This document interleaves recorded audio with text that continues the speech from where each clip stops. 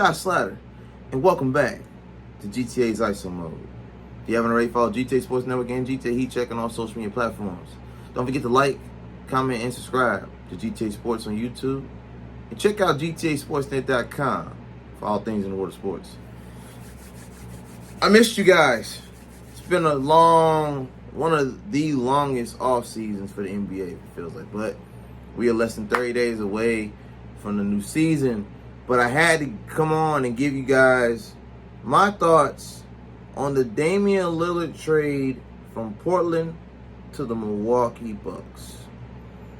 Portland Trailblazers did a 3-team trade involving the Phoenix Suns. And I want to break down. Now, according to this report, shout out to Andy Bailey over at Bleacher Report. I'm going to give him his props for this article he did. He basically gave the grade of the 3 teams that were involved in the trade. All right. So, Shams over at The Athletic broke down the trade. Portland Trailblazers received Jrue Holiday, DeAndre Ayton from the Phoenix Suns, a couple young players, a 2028 first-round pick swap from Milwaukee, a 2029 first-round pick from Milwaukee, and a 2030 first-round pick swap from Milwaukee. Milwaukee Bucks got Dame. That's all they got out the deal. That's all they really wanted. And the Phoenix Suns got Yusuf Nurkic, Nasir Little, Keon Johnson, and Grayson Allen. What does this mean? The first question everybody wants to know. Did the Bucks win this trade? They won the trade. But all teams really won the trade. Here's where it gets tricky. Jrue Holiday was an essential piece to the 2021 championship for the Milwaukee Bucks.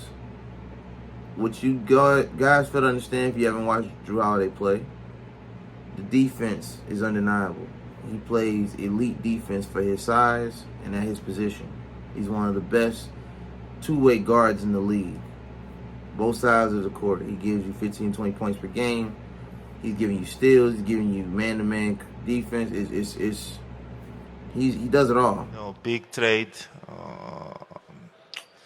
Having Dame here is definitely we add on levels to our team, and we, as you said, top 75, one of those guys that can score 60, 70 in any given night, All-NBA, All-Star, MVP caliber player.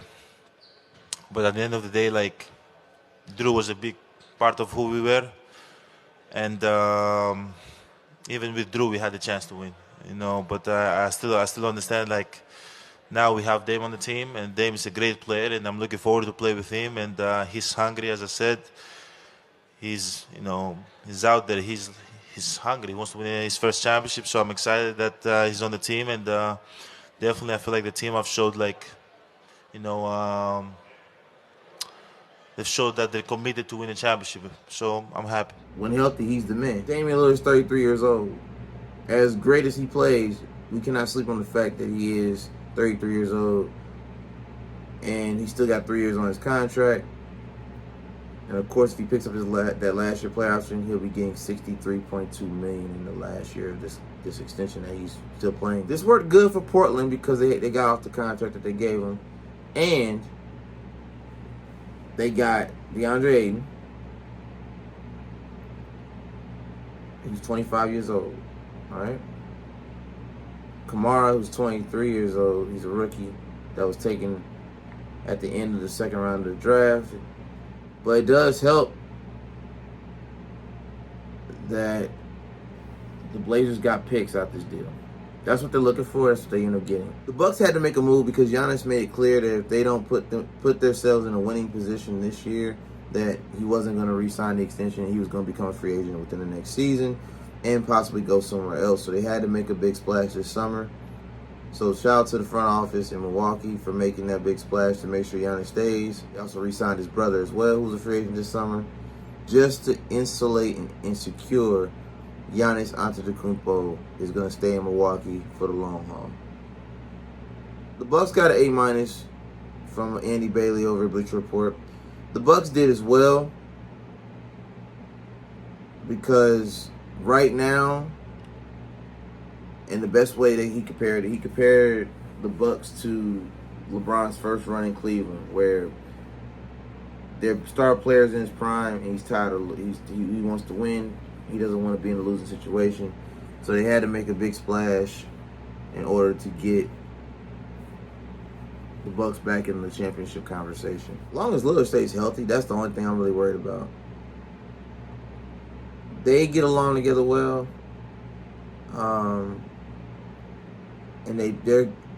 I believe their styles of play complement each other, because you got to make defense play twice as hard, because everybody's going to try to close in on Giannis driving to the basket. But what happens if you got Dame on the wing, corner, half court? You opening up a deadly Damian Lillard who can shoot from literally anywhere on the court, 30 feet and beyond.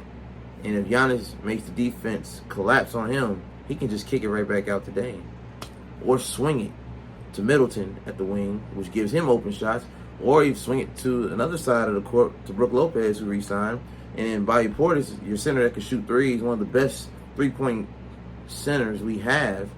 You got a situation where Lillard makes this offense click. Once the chemistry is in place, they're going to be dangerous.